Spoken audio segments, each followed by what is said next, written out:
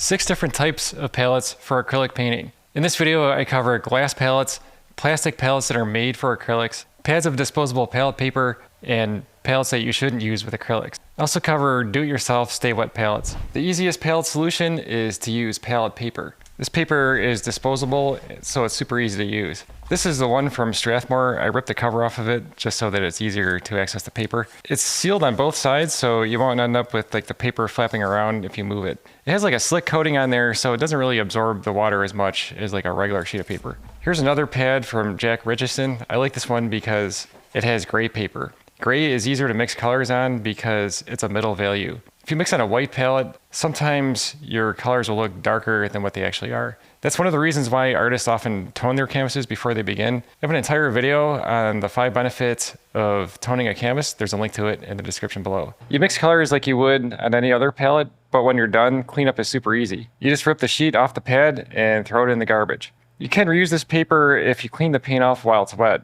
You can mist it with water and then wipe it off with a paper towel. You might have some stains on the paper, but you can still mix on it. Another tip I have is to use plastic wrap to keep the paint wet overnight. So here's a few examples from my previous video. The plastic wrap will keep it wet overnight or maybe even a couple days, but it will eventually dry out. In fact, the thin areas will dry out pretty much overnight, but your thick areas of paint should stay wet.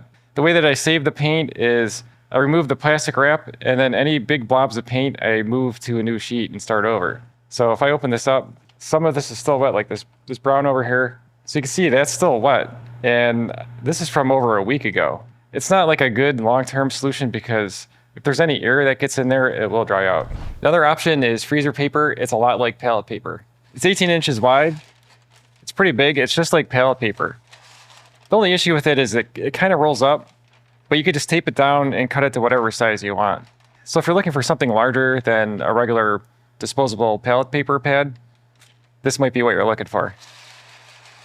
There are plastic palettes that are made specially for acrylic paints. This one is a peel-off palette, which means when this paint is dry, you can just peel it off. So I'm sort of using this as my sacrificial palette for little touch-up projects where maybe I need a little dab of paint.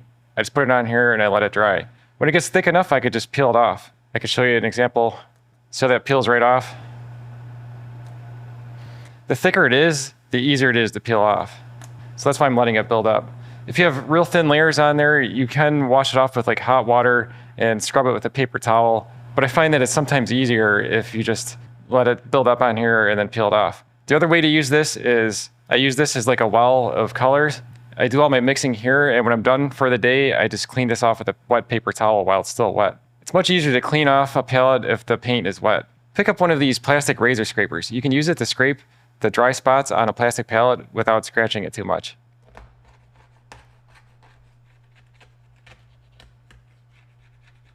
So that will help you to scrape off any dried paint. One thing about plastic palettes, you want to make sure that it's made for acrylic paint and that it will peel off easy. Here's another plastic palette I purchased where you can scrape the paint off. I use this for my video on how to mix greens. There's a link to it below. It's the same thing, it'll scrape off real easy like that, or you can soak it with water. And I have these different spray bottles. This one's kind of nice because it pressurizes it and it sprays water for like a second. So if I spray this and let that soak for a little bit, it's easier to remove. Now if I scrape it, it comes off much easier.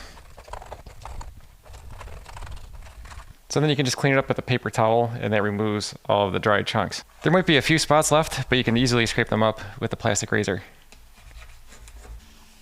I kind of prefer the flat surfaces because they're easier to scrape and clean up. When there's more like ridges and rounded edges, it's harder to get in there and clean them. If you want to make a plastic palette, you want to use HDPE, which is high density polyethylene.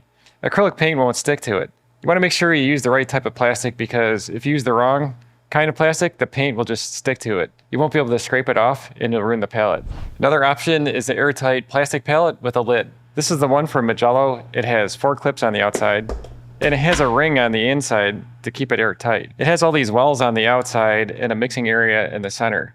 This works pretty well. It's just like the other ones where the acrylic paint will come off. If you like having individual wells for each color, this will work pretty well.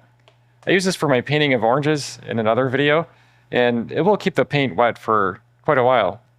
One trick is to mist the lid with water before you close it up, and you can put a sponge in there too, just to increase the humidity. If you're using slow drying acrylics like open acrylics, they'll stay wet for much longer. The only downside to using something like this is these compartments are kind of difficult to clean once they get dirty. But if you keep it going and just keep refilling it with wet paint so this always stays wet, it shouldn't be that much maintenance. You just clean the center part when you're done painting. It's also nice and thin, so it won't get in the way when you're mixing colors with a palette knife.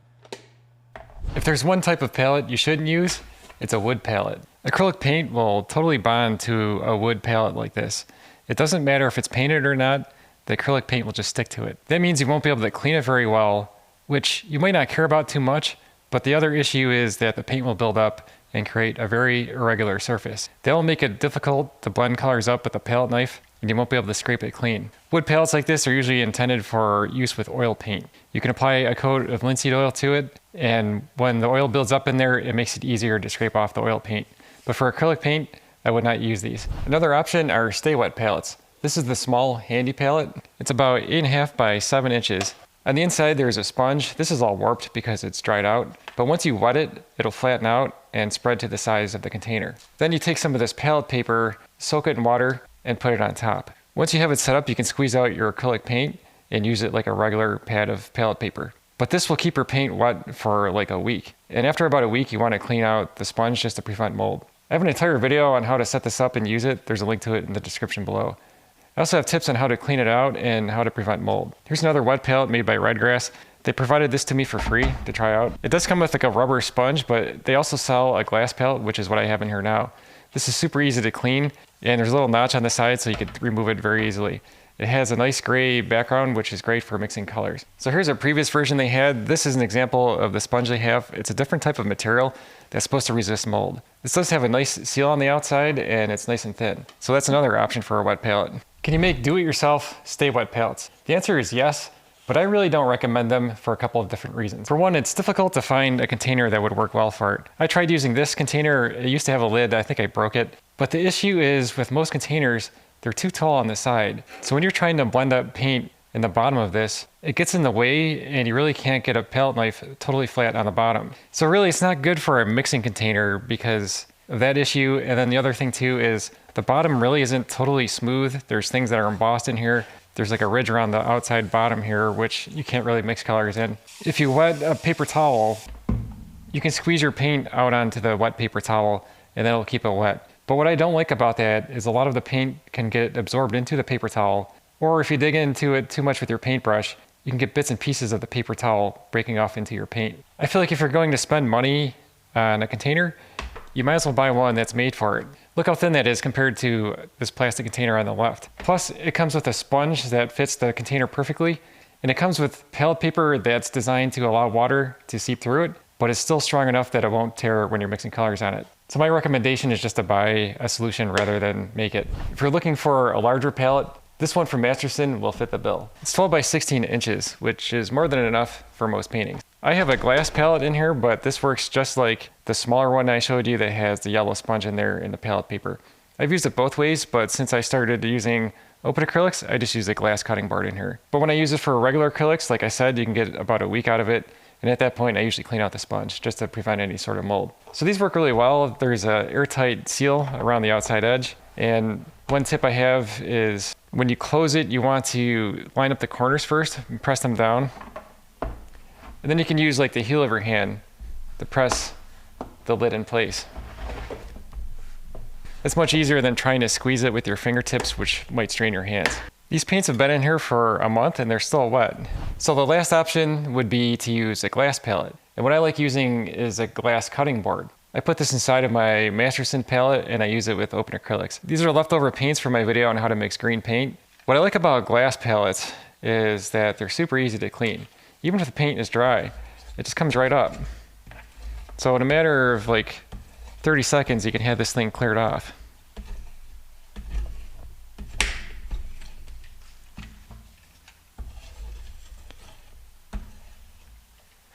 So that's not bad. Doesn't matter if it's dry or wet. That's why I use this most of the time, and I like this setup because the plastic will protect the glass cutting board, so if you bang it into something, you won't chip it or break it. And if you have the lid on it and you happen to drop it, I don't know if it would break or not, but if it did, it would all be contained within this box. So that makes it a little bit safer. You gotta be careful with these razor scrapers. One way to clean the paint off the end is to put the sharp edge down on the glass and then wipe the paint off away from the blade. That way the sharp edge of the razor will be in contact with the glass, and you shouldn't cut yourself. You still have to be careful though. I've been trying out this scraper, and what I like about it is it's easy to change the blade. If you press the lever all the way to the top, you can press the razor blade against an edge and it will slide out. You gotta be careful though not to let acrylic paint dry in there, because it will sort of like glue the blade into place. But if you keep it clean, it shouldn't be an issue. There's also a compartment to store extra blades in.